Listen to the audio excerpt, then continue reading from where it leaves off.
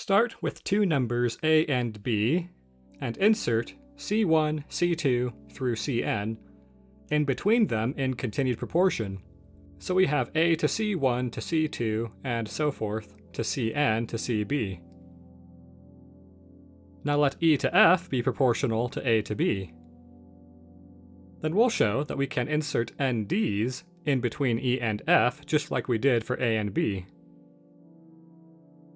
First, find a set of numbers in the same ratio as the a and b continued proportion in least numbers, say g, h1, h2, and so forth to hn and l. Since it's in least numbers, g and l are relatively prime. Now, a to b is proportional to g to l, so g to l is proportional to e to f.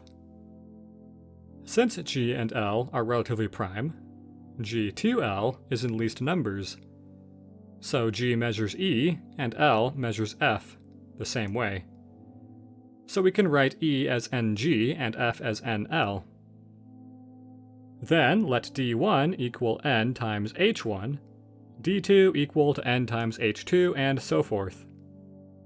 We thus have e, d1, d2, and so forth to dn and f in the same ratio as g, h1, h2, and so forth to hn and l, which is in the same ratio as a to c1 to c2 and so forth to cn to b, which makes e, d1, d2 through to dn and f a continued proportion, and we've done what we set out to do.